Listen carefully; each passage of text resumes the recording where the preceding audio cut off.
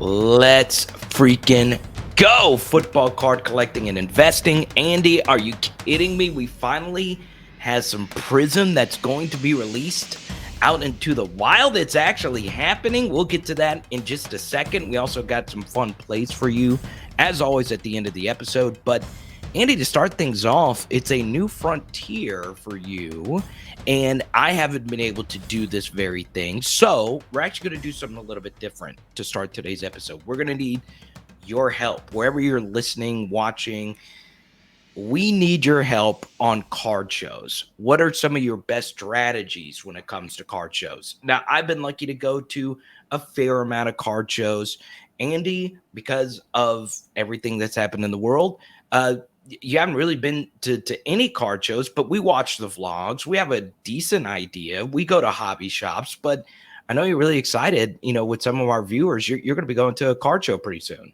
Going to a card show, man, in just a week and a half. I'm super excited about this. I don't even think it's going to be a massive card show. It's not like the national or anything like that, but a local card show. I think it's going to have like 20 to 30 tables.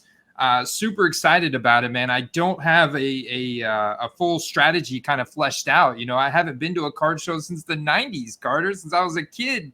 Right. And I brought some cards with me, and my dad was carrying the wallet, so he was making any purchases of stuff we found. So the one thing that I do think I'm going to do is get some cash. I'm not going to rely on an arbitrary budget number. I'm going to take out a certain amount of cash, and that's what my budget is going to be walking into the card show. And of course, I'm looking to find like some nice short print or autographed, serial numbered, skill position cards. That's my ultimate goal, is try and find some deals. I'm hoping that I can find some like baseball card dealers that have like a $3 autograph football bin, and they're just like totally undervaluing certain players that we know are, prime for a breakout this year. And that's kind of like my overall strategy. It might be terrible. I have no clue outside of that what I'm going to do.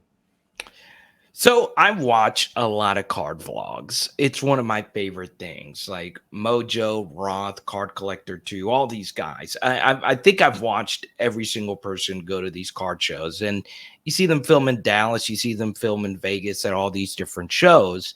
Let's just say you are a beginner. I would highly recommend not doing what those guys do. Those guys are professionals. Kenneth Fornos, all these guys. So they've been in the business. They really know what they're doing. And, the second part of it is you're not seeing like the full expenses for a lot of these card shows, right? A lot of them, rent a car, hotels, gas, food, all those things. The first thing, as far as like card shows are concerned, make sure you budget for those things, right? You don't want that stuff to bleed into your actual card budget for that show. So that's very important. That's something that I did do at the last card show that I went to, and it did help me out a lot because it cleared my mind of, okay, if I buy this card, I might have to go to Costco and eat some ramen noodles on the side of the road on the way back. So I didn't allow that to get in the way. But as far as the actual cards are concerned, Andy, the number one thing about a card show, the biggest benefit of the card show is that the card right there in front of you, whereas compared, to online, well, they're not. Like you never know if that's actually your card that's going to be sent to you, unless of course it's serial numbered or you can see the PSA cert or anything like that. So that to me is one of the bigger benefits of going to a show.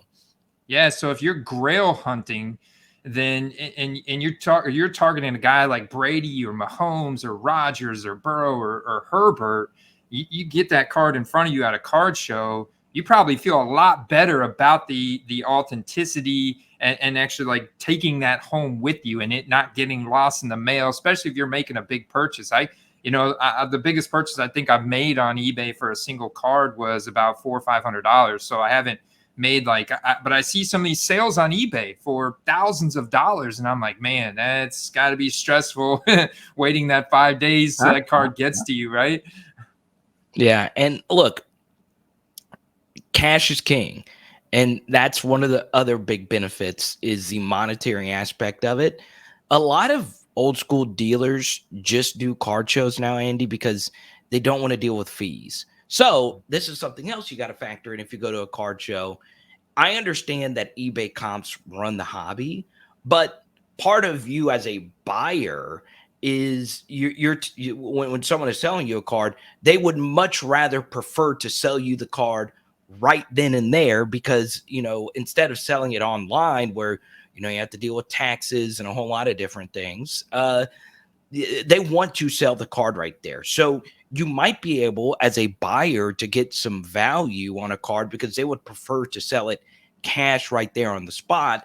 And something else that happens at card shows, Andy, is trades. Trades are a lot easier at card shows because it does add the human element to it. And when you're face to face with someone, you're able to build relationships and you can meet these people and they can help you find that grail card you're looking for. They might know someone that knows that person that has that card. And Andy, the vice versa of that is also true, where they also might know a buyer for a card that you might have that they want. So that's another big benefit of going to a card show, is some of the relationships that you can build.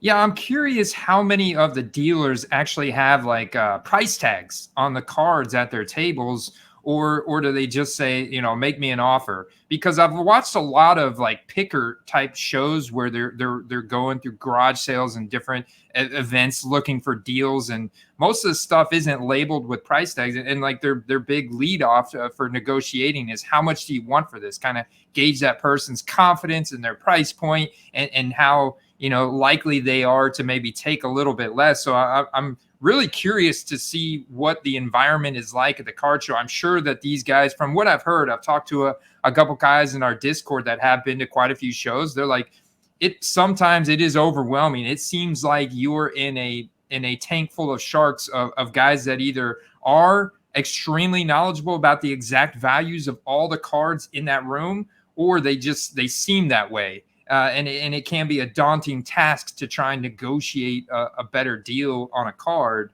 So I'm walking into deep waters here, man. Yeah, and here's the thing. It's very important to know that you are not card collector too. Like you're not one of these, huge dealers. That guy is, unreal. Like he knows so much and he's around it, and he's also a content machine as well. I think it is important to narrow your focus because it can overwhelm you. And obviously on this channel we focus on football cards. And here's the thing, Andy, I've been to a few shows and a few really nice hobby shops, and I've always been interested in soccer cards. I'm a big Liverpool fan. I'm a big LFC fan. I want to buy Mo Salah cards, Steven Gerrard vintage cards, Kenny Dalglish, all that stuff. And we have a very good friend, Brad Nolan, who's big into the vintage, soccer market. It's a whole different world. And it can overwhelm you when you're trying to wear so many different hats. So we always say this, Andy, we are football cards, and you're near 100% football cards. I'm probably at 90% football cards. Keep that in mind. Go in there with a focus because it can overwhelm you. It can knock your budget off because you could be at a show and you're like, okay, I'm here to buy Justin Jefferson cards. But you're like, God, I grew up watching Kobe Bryant, and here is this autographed Kobe Bryant card, and it's $3,000 cash. And if you want it, get it. If you could swing it, get it. But it can overwhelm the living daylights out of you. And Andy, you've seen it yourself. People, just trying to do too much when it comes to this hobby.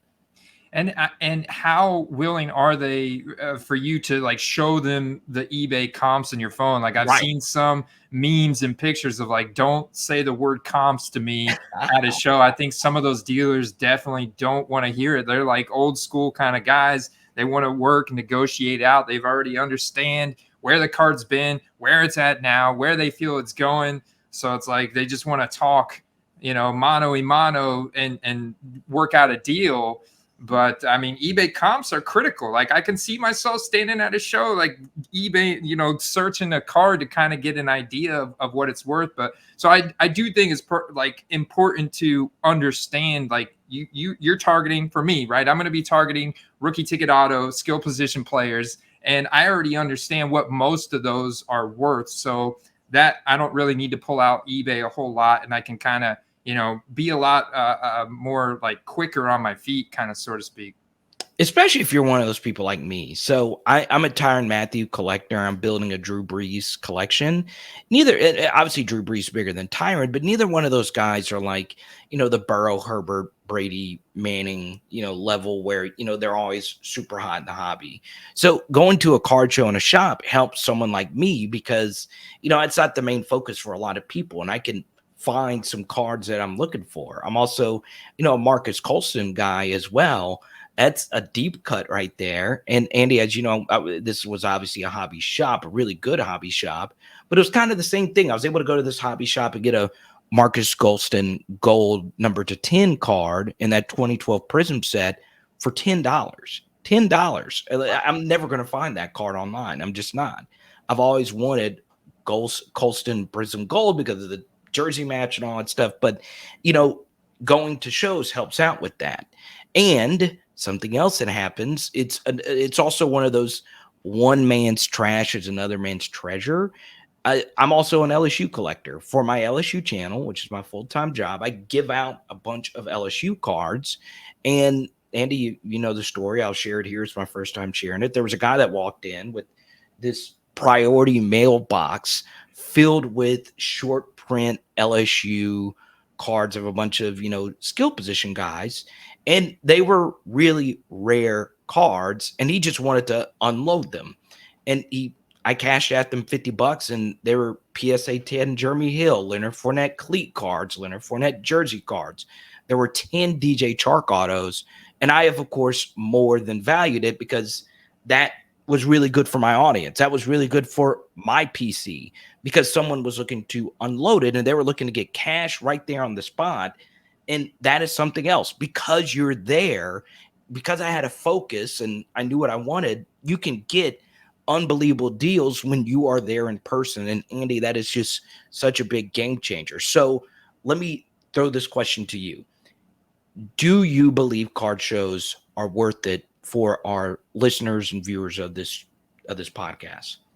I do. Yeah, absolutely. I think it, A, for the experience, and B, for finding those gems, those diamonds in the rough, so to speak, looking for the treasure that someone else is, more or less considering.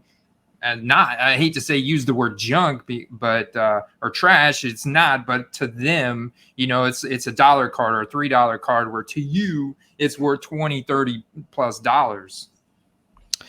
And that's the thing. Like, for me, it's worth it. Number one, if you're listening or watching this, you're a sports card diehard.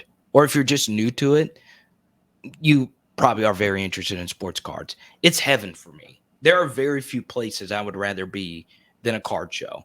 Even if I don't buy anything, just looking at it, I can go to a card show, Andy, and just look at 90 inserts all day. It could be basketball inserts. It could be football inserts. I just like looking at it. I like holding it. You can go to a show and you can hold a Tom Brady rookie for the first time in your life. And you've seen it online and it becomes like this thing. Even if you're not going to buy it, people don't mind you holding it. They don't. I don't run off with it. But yeah, go in, understand, a lot of people that are watching and listening to this, they have a good idea of what cards are worth what. And the second last little bit I'll give away on this, and I've seen this on the card vlogs, and it's backfired on a lot of people. Don't act like you know everything. Don't do that because there's always going to be someone at that card show that's been in the business longer that knows more than you, right? Just because something, like you said a minute ago, just because something on eBay sold for something doesn't mean that that's what that person wants to sell that card for.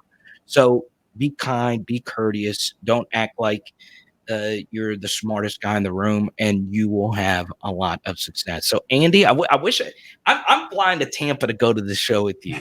I want to go, man. Let's do it. You're getting me excited. So, I'm definitely going to be recording it. hell yeah. The transactions, multiple angles. I'm curious to see, because I have been to a card shop here in Tampa, and the guy did cut me a deal on a few cards for like a couple dollars that were well undervalued compared to eBay comps. And even look at it, I think part of the reason was he knew I was a content creator and knew I was going to shout him out on my channel and stuff. So the channel's even bigger now, way bigger. So I'm wondering if maybe I get a little content creator discount and maybe the show for a little, shout out, more willing to make a deal, maybe. Let's make deals, baby. Shout out to Roth, man. He always says, just make those deals. Don't get greedy. Make those deals.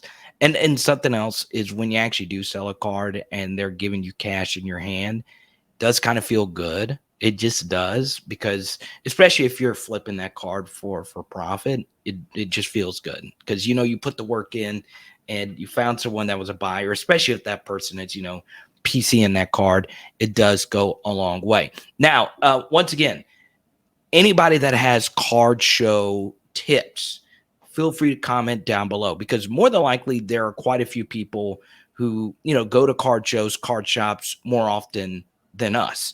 And we look at this stuff every day. But as you know, Andy, the in-person stuff is completely different than the online game. Now, the big story, Andy, is that we finally are going to see some Prism released this week. We have been joking about it for months. We actually called this on a few podcasts ago. We actually called this when we were doing the show back in early April, and even before that, back in February. We're like, this thing is just going to keep getting pushed back. But Andy, it is finally here. Finally, man. Oh my God. Panini finally got off their ass, and we got Prism 2021 Prism June 3rd. And they've tweeted about this, a cool little 30-second commercial that was total hype. So no backing out now. June 3rd, hobby boxes, $1,600. They're available still for pre-order. That's 12 packs of 12 cards per pack. And you're looking for 2 autographs, 10 numbered prisms, 4 silver prisms, 5 inserts, and 24 rookies per box on average. So this is going to increase the amount of desirable 2021 rookie NFL cards considerably, because this is going to Target, Walmart as well. Carter, I've also noticed release dates released for Optic. So Contenders Optic, which is a hobby only product, that is now at the end of June. Ooh. Yeah, that's a really nice product. It's not for sale right now, out of stock. You got Select, that is June 29th. All right. And they've actually announced a couple new stuff as well. You got Chronicles, which Chronicles, I mean, they're going to blow the supply, and so to speak, out of the water with this set, because we know this is another set that even 2020 you could find and buy blasters, cellos of Chronicles pretty easily. There's just it's a gumbo or a mixed bag of different sets into this one. You don't kind of know what you're going to get. This is scheduled to be released on July 8th, so another major release that's going to go into retail stores.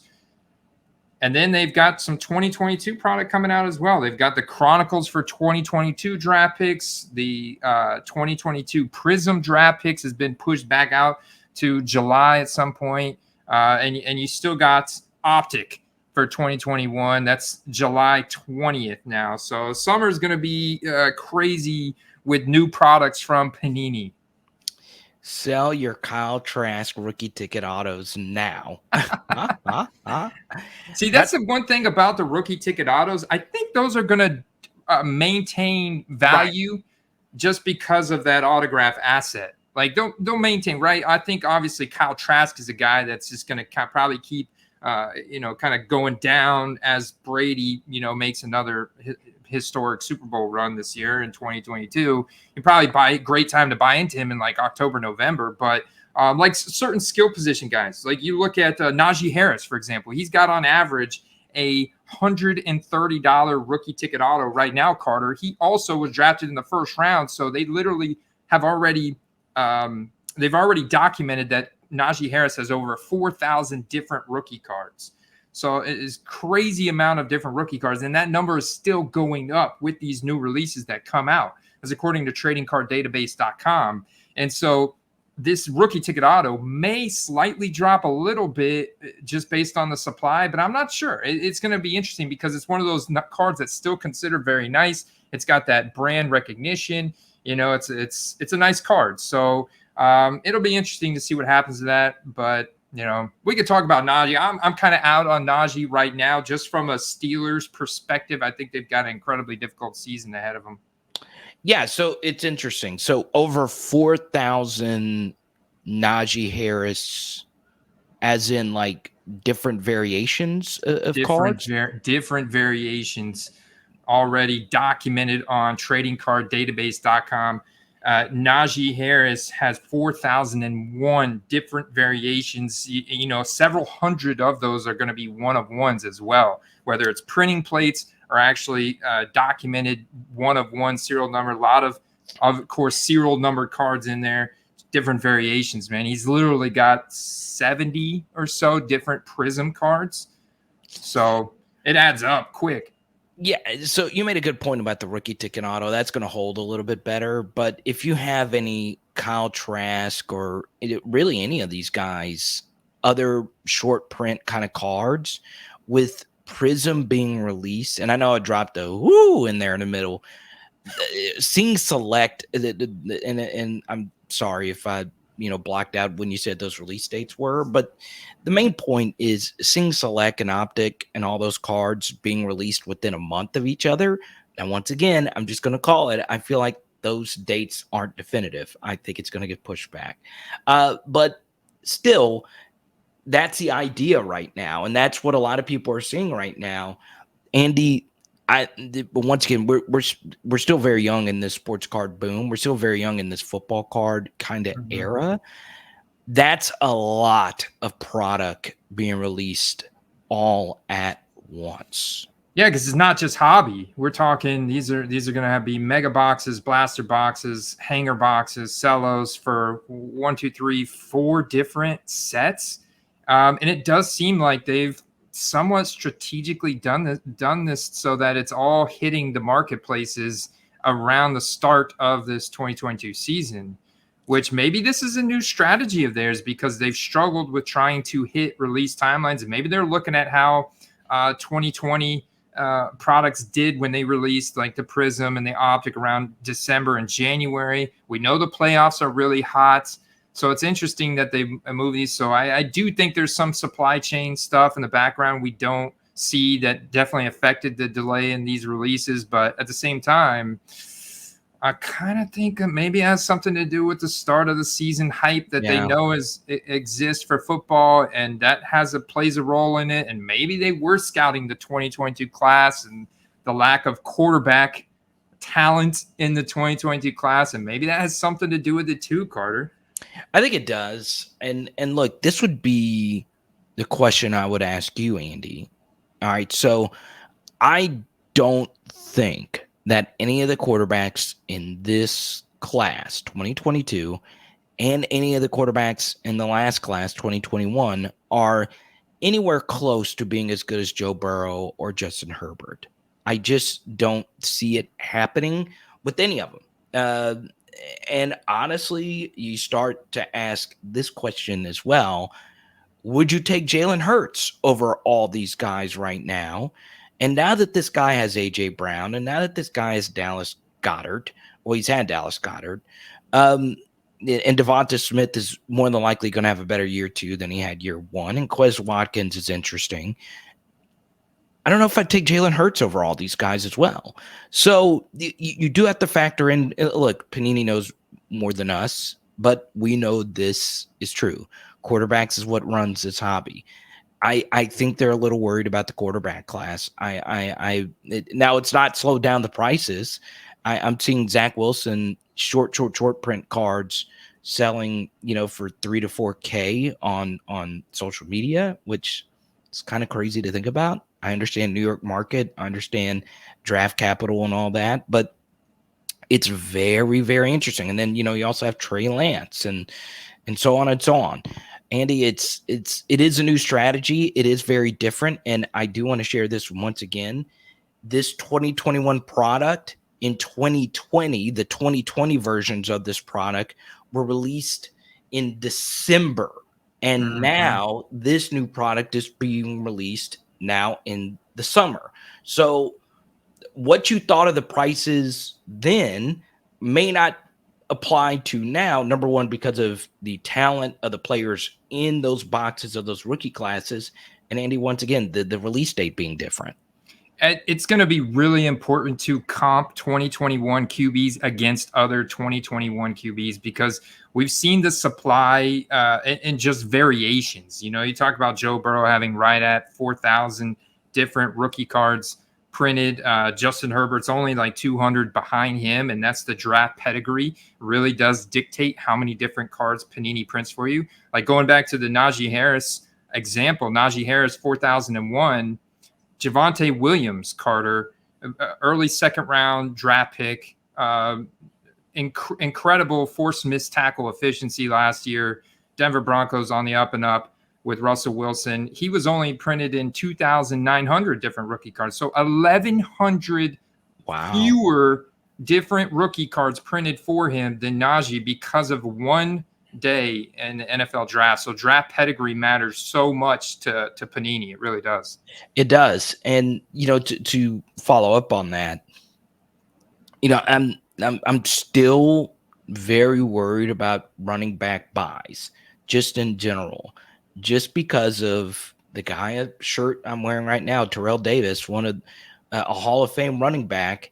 I don't know if Javonte Williams is going to be the next Terrell Davis. I think the Broncos are hoping that he's going to be the next Terrell Davis. I mean, you could buy really, really good Terrell Davis rookie cards right now, like very, very PSA 10 rookies of TD, in the hundreds, 200s, 300s. Once again, it depends on the variation. Sometimes even less than 100, as Andy is showing you on the screen. That just goes to show you, and we've talked about this before, as far as like LaDainian Tomlinson, Adrian Peterson, the two best running backs of the modern era by a wide margin. Still get really good rookie card autos of those guys in the 400, 500 range, which is, for me, robbery. It's disrespectful to those guys. So understand that, especially with those running backs. I agree, Andy, with your Najee Harris skepticism. Be very careful. I understand it's Alabama. I understand he's got a big smile, big personality. I understand that the Steelers are a big brand, but they're going to be bad this year. There's no other way around it. They're going to be bad. So, yeah, I would be very, very skeptical of just running backs in general. Yeah, I know I kind of got off on a little bit of a tangent about Najee, but I just, I'm studying, like, this is full projection season for me. I'm studying the schedule for each player that I go through, including, how many different rookie cards they have, their fantasy outlook, the team outlook, the whole 9 yards. And I'm sitting here looking at the Steelers schedule with the new quarterback, whether it's Trubisky or Kenny Pickett, and a very young offensive line. No, it was one of the worst offensive lines last year. They did a lot of shuffling. This year, they made a lot of changes in the offseason, and so now it's very young. And dude, he had one of the lowest run blocking rates in the league last year. It was terrible, and he did really well for it. But I mean, look at their schedule. They're playing the Bengals week 1, and then the Patriots, and then the Browns. They don't really get a decent matchup until week 4 against the Jets, but then it's right back at the Bills, the Buccaneers, the Dolphins. It's like the Steelers have an incredibly difficult schedule this year for everything else that they've got going on. Yeah, and look, they got blown out a lot last year as well. So I mean, I could see a lot of negative game scripts for this team as well. So Najee is a pass catcher out of the backfield, so he might give you some good fantasy weeks, but they're just going to be a losing team next year. There's no other way around it. But as far as like the quarterbacks are concerned for this next class or for the 2021 cycle, I'm not in on any of them, but that's long term. I still think the hype cycle for them is going to just be so insane going into this next year because of the release dates. So, I still think there are good flip opportunities for a Zach Wilson because of the New York market, because it's year two, and we've seen, year two and year three guys just blow up. Uh, you know, I do see some flip opportunities, but Andy, especially with T Law, some of that is already baked into some of his prices where, you see some T Law rookie ticket autos anywhere from 800 to 1200 right now. And, the more rare stuff is going for even more than that. And it's that is combined with all this new product that's coming out, and we already see the demand for even no name guys, rare cards of no name guys, but it's in a brand new set. People will reach for those. They'll reach for those because they're trying to build the brand new set. They want to have it now. You kind of pay for that initial hype spike of a brand new product coming out of the gates. And Prism, more or less dry. They're the king set in the football card hobby. And Optic is right there behind it, man. Optic is right there behind it. Select is up there. A lot of people absolutely love the field levels and the color variations in that set. So, I think you combine that with the beginning of the season. We're hitting the reset button on a lot of these guys. Imagine the 49ers finally part ways with Jimmy Garoppolo. We have some clarity around Trey Lance starting this year. Boom. New product. We're going to see the spike, man. We're going to see the spike. Zach Wilson's going to get all the preseason media coverage being up in New York, all the improvements that they've made and the weapons that they've surrounded him with. We're going to see the spike at the beginning of the season. Same thing with Trevor Lawrence. Everything, it's like a reset button for a lot of these guys, minus Justin Fields, poor guy. A reset button, and you could argue Mac Jones, but he's on the New England Patriots, so even just the Patriots and the Bears fan bases are going to get excited for their guys, But I do think that there's some flip opportunities for 2022, even though the guys slid. There's some guys that slid to day 3. I've got a couple plays for 2022 rookie quarterbacks that I think are flip, not say they're long-term guys that are any single one of them are going to long-term amount to a hill of beans. But in the card market, what is so interesting is you can sell it just on the news of them getting a starting job, just on the news alone and the scarcity.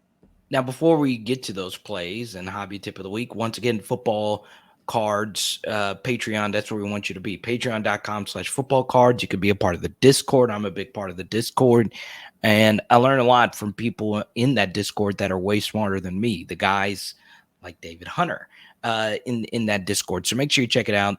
And Andy, as far as hobby tip of the week, it goes back to what, for me personally, there's life outside of football cards, right? It is our hobby. It is our favorite thing. But, for me, I just spent a lot of money on a trip to England. We got engaged. So, understand that life, make sure you're able to budget, life in there. I'm not able to buy some of the football cards that I used to be able to buy because, I'm just getting my funds in order. And that doesn't mean I'm still not looking for that Drew Brees Grail card. We were, discussing some strategy before this, but, make sure you budget life there, right? Don't get carried away. Have a budget for football cards and a budget for actual life bills. Okay. You could think that buying this super rare Joe Burrow card one day is going to be worth $100K. But if you got to pay $5 to $10K for that card right now, that might not actually turn out to be what you think it's going to be because market shifts, trends shift. And I've seen a lot of people get burned by that. I fortunately have not been burned because I've never bought a card for that much, but don't think that you need to. So make sure you keep that in mind. And Andy, I know you got some good hobby tip of the weeks as well. Oh, I do, man. And I've always looked at like the hobby as kind of like I'm playing poker, right? And I used to play a lot of poker. I'd go to the casino, play poker. And the one thing that the pros, the guys that were rounders, if you will, that did this for a living, they would always say never play with more than 10% of your overall bankroll. Like if you're going into a table and you've only got $100, then don't go in with more than $10. So realistically, let's say you got $1,000. Don't go in with more than $100. You shouldn't be sitting at the $1,000 table. You need to be sitting at the $100 table if 1,000 is your total bankroll. I think you should do the same thing with cards. So that way, it guarantees you, because you're going to hit. If you bought 10 $100 cards of different players, chances of you hitting on one of those guys with a good process is very high. And then you can, replenish that bankroll. Maybe you hit on a couple guys, but if you go all in with all your bankroll, you're done. You're talking about. So I just kind of relate that to the poker philosophy there. My hobby tip of the week is similar, Carter. And I recently just did a big group submission from a bunch of guys through our patreon.com/footballcards Discord server. We did a group submission to CSG. Two things I didn't realize that snuck up on me is there are fees involved in the submission process above and beyond just the fees per card, right? So when they say $12 per card, there are some upcharges there. If you want to get the autograph graded, which we elected not to because the autographs are guaranteed by Panini, the manufacturer, on the card. So you don't necessarily need to get that autograph graded. And that's a $2 upcharge. If you got a thick card that's got a jersey patch, it's a $5 upcharge for a thick holder. Just off the bat, you need to buy one of their memberships. It's not like SGC where you can just sign up for free and submit cards and pay the $30 per card plus shipping. You pay shipping on your own to get them there and get them back. CSG, you have to buy a membership of $25. It's very similar to that of PSA, where you have to pay for an annual membership to be able to submit cards. So I had to pay for an annual membership of $25 to submit the cards, and then the shipping services that to send the cards back are considerable. So they have a basic one of $35 with no insurance, or they have a $71 service with insurance. But right off the bat, that was $100 of fees that I was not even accounting for. So, just hobby tip, learn from me, take those other fees into consideration of the grading companies having to ship cards back, plus the membership fees and potentially any upcharges that you could incur from grading cards. I can't wait to see how this order turns out. Right. Oh, it's exciting. Yeah. I actually am. So, the card's right there, don't you? Yeah, I do, man. We got about 100 cards that we're sending in. A lot of really nice skill position cards and a bunch of quarterbacks in here as well, man. So $12 a card. So, with the shipping and stuff, it comes out to about probably like $20 to $25 per card, like just overall. Right, somewhere around there.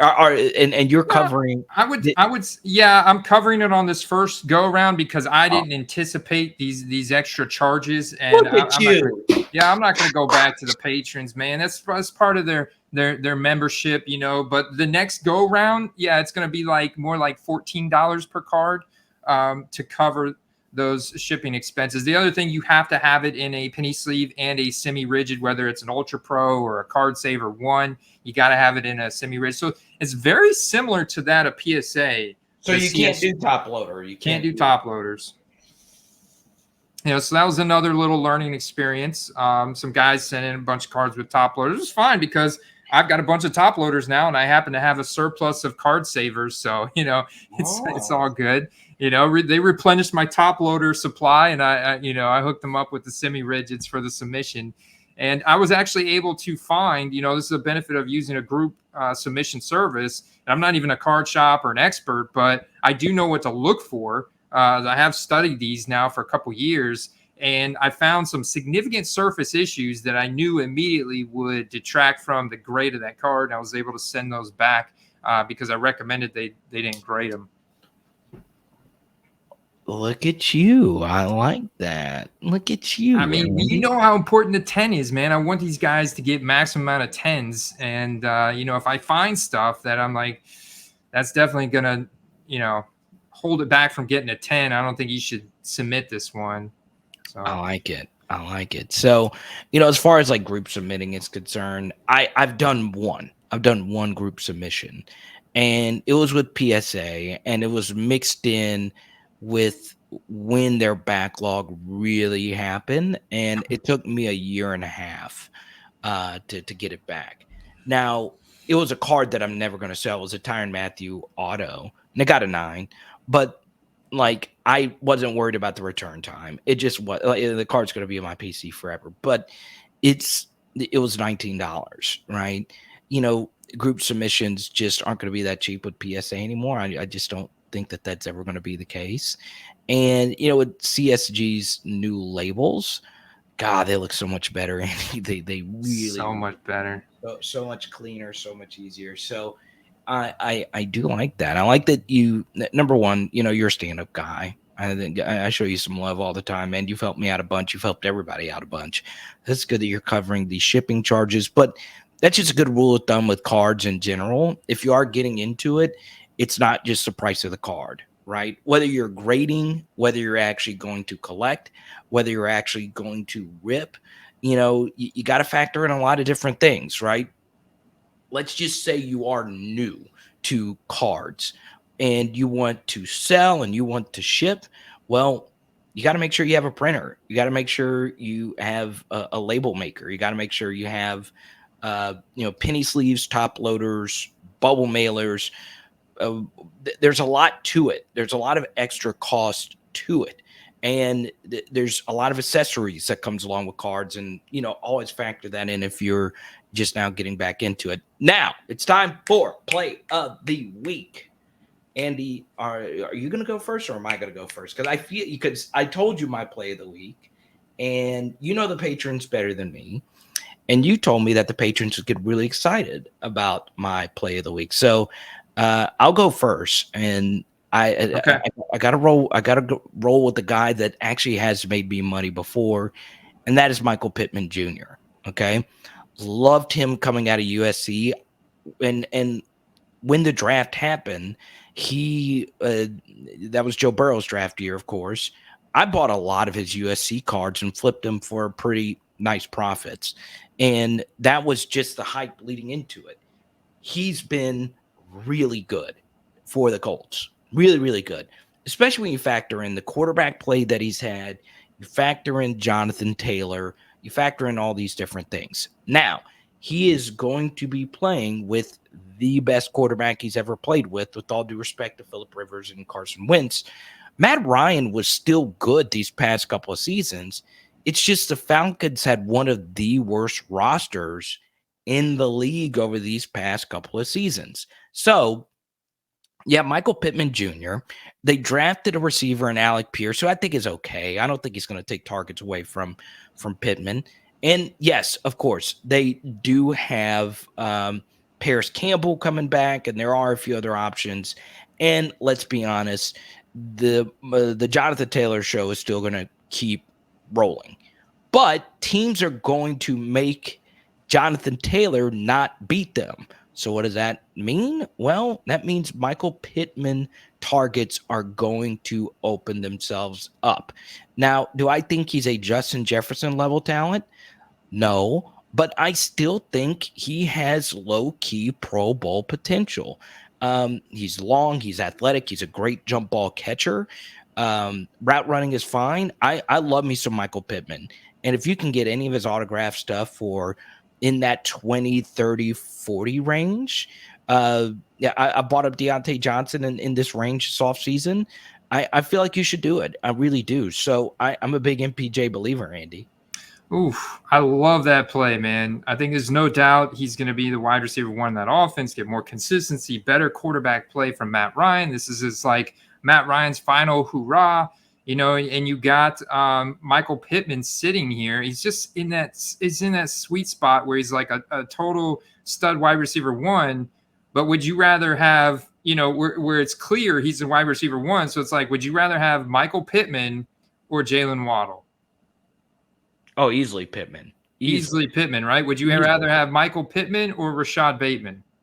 Easily Pittman. Easily Pittman. So right there in that range, I would rather have Michael Pittman as well. And the Colts, I mean, they're in a pretty good division. The Tennessee Titans have gone through a lot of changes this offseason. So it's not a guarantee that they're going to win the division again.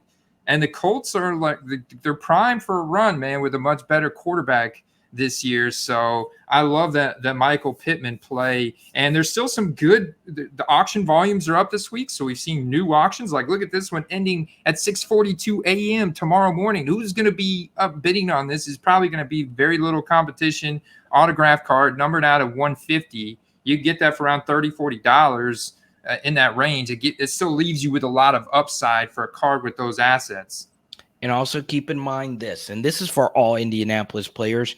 I would stay away. Jonathan Taylor. His cards are so high right now, but Indianapolis' schedule is one of the best in the NFL. Yes, you start off with 2 road games, but those 2 road games at Houston, at Jacksonville. I don't think you would consider either of those secondaries to be elite or either of those teams to be elite. Then you get Kansas City, who just lost Tyron. And then, of course, you have Tennessee after that. Tennessee's defense, is it good? Is it bad? I can't tell you. It's probably middle of the pack to worse. I like that start for Michael Pittman Jr. So be on the lookout for that. Andy, time for your play of the week, my friend. So my play of the week is risky, no doubt about it, but there is a ton of upside if this guy does get a start for his team in 2022, because he was drafted in round 3, and there's no guarantee that he is going to start. But I'm going to the Carolina Panthers, and I'm going to talk about Matt Corral. Okay. Drafted in the 3rd round from the Carolina Panthers that went to Ole Miss. And I think that if he gets a start this year, because Sam Darnold has poor performance and Matt Rule is definitely on the hot seat as a head coach in Carolina. They've got a tough schedule coming out of the gate. If like I'm looking at the schedule right here, they're playing the Browns week 1, and then they play, well, where did the schedule go? But schedule disappeared on me. All right, I'll pull it up for you. Carolina, they start the season. Cleveland at New York Giants, New Orleans, Arizona. So lots of home games to start the year. 4 out of their first 5 games are home games. So that's a lot of fan coverage. And you know how rabid that fan base is for competent quarterback play. If you actually look at the Carolina Panthers, they have a pretty large fan base. They have a larger than average market score, a team score, and they've got a really good defensive roster, believe it or not, Carter. J.C. Horn was one of their top draft picks last year. He was injured. He'll be back this year. You got some of the Brian Burns, an incredible edge rusher there. You've got some incredible defensive talent. They've got incredible weapons in DJ Moore and your guy from LSU, Terrace Marshall, Robbie Anderson. You got Christian McCaffrey, supposedly 100% healthy. They draft Ike Ekwonu, who's is a hometown guy from North Carolina State, touted as the best run blocking tackle in the draft this past year. He was drafted in the 1st round. Christian McCaffrey says thank you there. So we're seeing a little bit of hype for CMC. Darnold is just dirt cheap. Nobody's expecting him to do anything. So I almost think you could buy some Darnold, and if he doesn't pan out within the first couple of weeks, Matt Rule is going to bench him. We saw him bench Darnold last year. They pulled in Cam Newton from free agency with borderline retirement from that guy, and they try and go there. That didn't work out. So he's scrambling for a quarterback solution. They don't trade for a Baker Mayfield or a Jimmy Garoppolo or something like that. Then you got Matt Corral there, who is a gamer. I love the guy's tenacity. He punched like Wayne Gretzky's son in high school, got kicked out of high school. I don't know what exactly happened there, but he got in a fight with him. He even put up with his crap. And he was a total dog, a total competitor at Ole Miss. That's also an SEC school, right, Carter? Yes, Ole Miss, SEC West, baby. So I'd love to hear your take on him, but I think that if there's news that Darnold's benched and Corral's going to start, he could go out and light it up potentially, or just on that news alone, I think we could see his cards pop in value. Plus, they're going to be really scarce because he's a 2022 rookie. You're going to have to flip some college product, but there's some opportunity there. Yeah, so Matt Corral, he had some throws that were just spellbinding. I mean, just some downright filthy throws at Ole Miss. Has a lot of arm talent, and he does have a little dual threat to his game. He did run the ball a lot last year. But the difference is that was good for college. I don't think he's really a dual threat NFL kind of guy. He's not a Malik Willis level athlete when it comes to arm talent or just speed. And yeah, I don't see him as an NFL quarterback. You know, you look at that Lane Kiffin offense, it's very gadgety. And at the same time, I do defend Matt Corral in this. A lot of his best players did get hurt last year at wide receiver. So, it is very interesting going into the NFL. I just don't like that situation in Carolina. I know their roster has gotten better, but I'm just not a Matt Corral believer. But this is the thing. Who cares, right? Sports cards don't always go with how you actually play. So I like the Matt Corral play. I do see a world where he could be a Derek Carr, absolutely. But I don't see him as, Burrow Herbert tier. I don't think that's in his range of outcomes. I just don't. But we'll see. Once again, it's a hype driven world. So and that's the rub. So I'd be looking to have these ready to go. That news comes that he's starting that first weekend, big matchup. Boom, sell. I'm selling. I'm not even going to take the roll the dice to see if he's actually going to pan out. I'm going to sell on that initial hype, because if you can catch them right now, the Bowman you with the first, the refractor, the autograph for $50. We've seen quarterbacks with scarcity in autographs just exponentially. People reach, $200 is the only one on eBay. I got to have me a Matt Corral rookie card. This may be my chance. And they go and they reach, Charlotte fans, there's people in that fan base, or just, card investors out there that are looking to make that gamble. I love it. I absolutely love it. So there you go, Matt Corral. I didn't think we'd get to Matt Corral today, but that's the brilliance of the show. There's definitely risk involved. But it's there. I can see that storyline playing out. There's definitely a realistic possibility that storyline plays out. Wouldn't you say?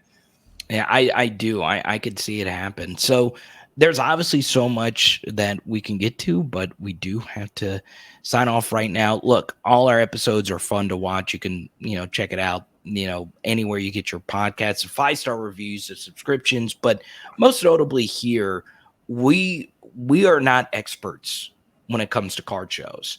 There are many of you that go to card shows. We have a good idea. We shared some tips and tricks. I watch card show vlogs, and I've gone to a few, but there are a lot of you that are more experienced when it comes to those things. So please comment down below, because we're going to revisit this topic within the next couple of weeks. We are very interested to know what you guys and gals have to say. Andy, it was fun, baby. Another good episode. Please help me out, guys. Help me out going to my first card show, man. Don't throw me to the wolves. Let's go. Peace. We'll see you next week. See you next time.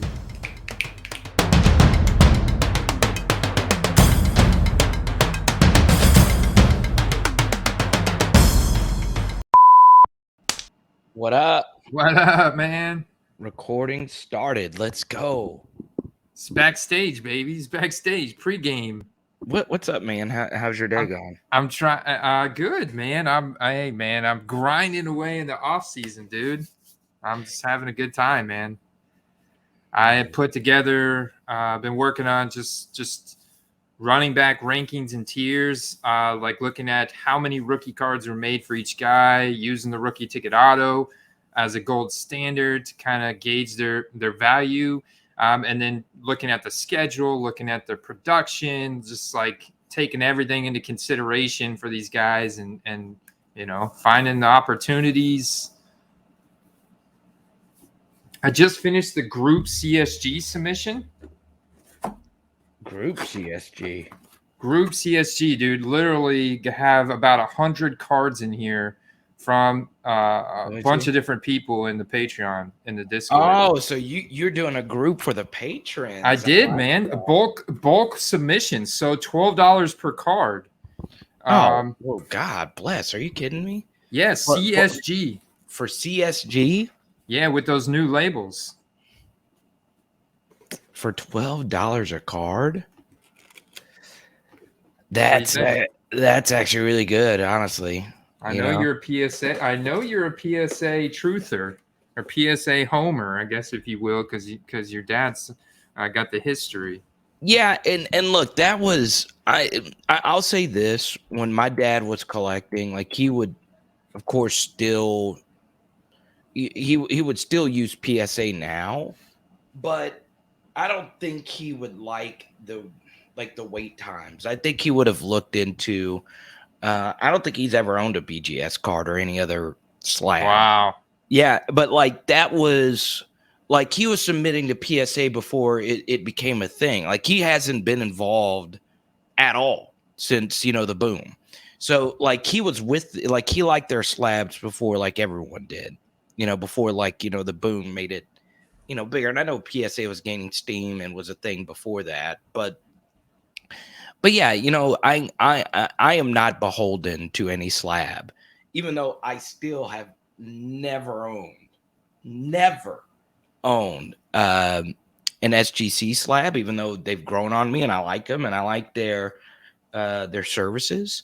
And I like that CSG changed their slab. I honestly think objectively, and I know this is all a subjective thing, I think CSG slabs are the ugliest things I've ever seen. The way The that green and the white. Yeah, it Those just things. it just and I'm all for exotic. I'm all for like different stuff. I just think it looked too childish. It looked it looked like if I was slabbing a Nickelodeon card, sure, I'll uh I'll CSG all day. But before we get started, let me grab this water and I want to put my Terrell Davis shirt on. All right. I reached out to this the Justin Jefferson super collector guy, Mhm. and he does a lot of breaks and stuff like that. And obviously, his collection has gained value because Jefferson just has so much hype, Mhm. and he's just killing it right now. Uh, Yeah, I'm looking at the volume here of Justin Jefferson. He's number one skill position guy still. and here I am just looking at. I've never actually looked this guy up, but I'm looking at Terrell Davis rookie cards. I've got him pulled up on Vintage. Looking at his chart, I've got his Select Certified, 1995 Select Certified, because that's a nice one. That's one of the more iconic ones, I think. How are these cards so cheap? Yeah, look at this, dude. This is the PSA 10 chart. So you can see right now you can get a PSA 10 Select Certified Terrell Davis rookie card for about $50. It looks like there's a couple there at the end of April, about 40, but 68. And it does show that there's 4 available for purchase that you probably would want to watch out for. They're all 9s, so it's going to be card harder to find in 10 condition, but you should be able to pick up a 10 for around 50 to 60. I'm looking at his mirror golds. Okay, yeah, I saw that one on here as well. Yeah, I'm interested to hear what your favorite 1995 Terrell Davis rookie card would be. The Select Certified Mirror Gold. That one looks pretty nice. Yeah, that would be it. I've Oh never yeah, looked at him before. that's Like, fire right there. is TD like my favorite running back ever? No, but I mean, I love the shit out of this guy. Wasn't there something that happened to him one game where he couldn't see? Like he went blind or he had migraines or something like that? I have no idea. There was something about Terrell Davis I watched in his documentary. There was one game where it was something about he couldn't see because of a migraine, but he was playing through it. And he was like, I don't know. I'd have to go look that up. It was something I watched on like a 30 for 30 type of thing on Terrell Davis. Man, I wish I had more money. I would be buying these like crazy. This is crazy how cheap his cards are. What about this autograph stuff? SP autograph. Bowman's best atomic refractor. There you go, 96. He doesn't have a whole lot of autographs. The Ultra, I bet you that one's pretty hot, that Ultra. So I found the I'll send this to you. The card that I was looking at that was 2 of 5, that Drew Brees card. I found the one of that card. So, but I want to get your opinion on something really quickly, and I think this would be something very interesting for your patrons. So Mm-hmm. I'll send this to you in this private chat right here. Uh, All right. so click that link, Fabric and of the game. so let me know your opinion on when one of ones are written one of one at the instead of like imprinted one of one. Oh, yeah. No, I've seen these not hold as much value as the inscribed one of one. Right. And Yeah. I feel as if do I think someone just wrote one of one on that card? No. But at the same time, here's the weird thing about it that doesn't make a lot of sense to me is why would this card be one of one written, but the other versions of the card, like the 2 of 5 that I was looking at, is actually inscribed in the card. You know what I'm Yeah. saying? I think they're taking it a little, they're stretching it. So what I think happened was there was an event, a signing event that was hosted by whoever, some type of card shop, or maybe a Right. card show sponsor, like a big sponsor. Drew Brees was there. He signed a card. He signed this one card, and they wrote one of one on it because it was the only one he signed at that event like this. So I think that's what happened. I don't know for certain, but I've heard similar stories of stuff like this. And it was an event hosted by a local card shop or a card distributor, and Drew Brees was invited or paid to come, and he signed certain cards that were pulled, and this was the only card he signed from that set kind of thing at that show. So it's a one of one from that show. I think is what it boils down to. And also the 2 of 5 doesn't have has a sticker auto. So, Mm-hmm. you do get the on card auto, you do get the one of one written on there. It's just like let's just say I bought this card and I sent it off to PSA, SGC or whatever. Would they put one of one on the slab? Mm. See, that's where it gets interesting. Mm. Yeah, I think it depends on who guarantees the one of one, and in this case, I don't think the manufacturer is going to guarantee this one of one, so I don't think they will. I don't think they will. Right. It And would that be interesting to go find other ones like this and see if they're graded and what eBay or PSA did. so that's where it gets interesting, right? So I've seen and this is very interesting. I've seen a bunch of Michael Jordan one of ones where the one of one is written on the card, which is very interesting. But Yeah. that's where I've seen a few MJ one of ones where it's written on there one of one, even though it's not a one of one. I've seen that a lot with 2017 football optic as well. Or it's written on there. Yeah, where the serial number is actually handwritten on there. I'm gonna see if I can find any that are graded. Yeah, here's one right here of Jordan, but it's not on the slab. Let me see. Is it on there? Logo patch autos. Logo Jordan. No, it's not. It's kind of just like a little hobby nugget. It's not. That's why I'm glad I talked to you about it first, because I don't. Would I prefer this card over the 205. Yeah, because it's an on-card auto. Man, I've seen it several times before, and now when I want to find it, of course, I can't find one. Yeah, that's how it always works. Son of a.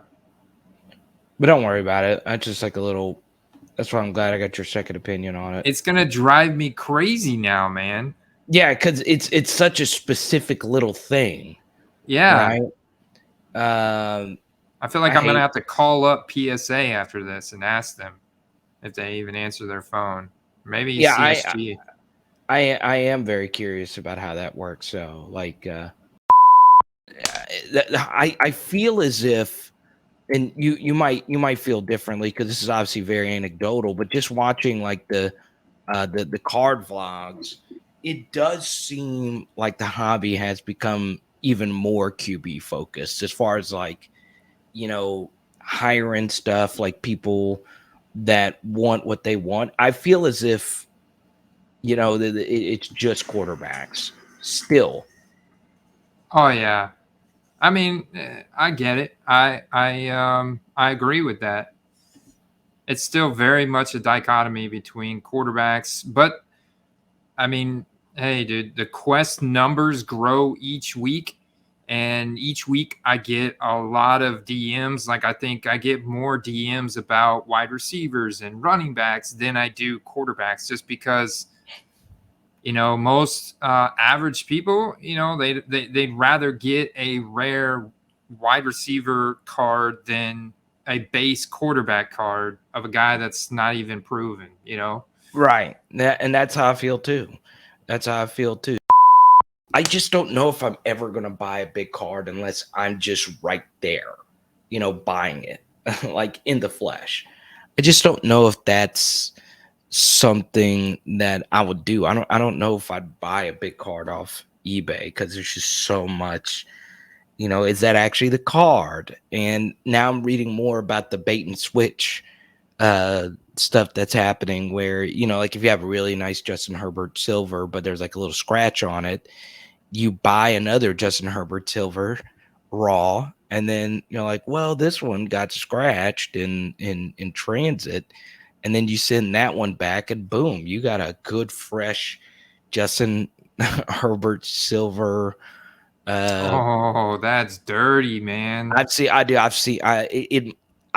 it happen far too often for that like, I just think it's just too convenient to see that many cards get scratched in transit per se.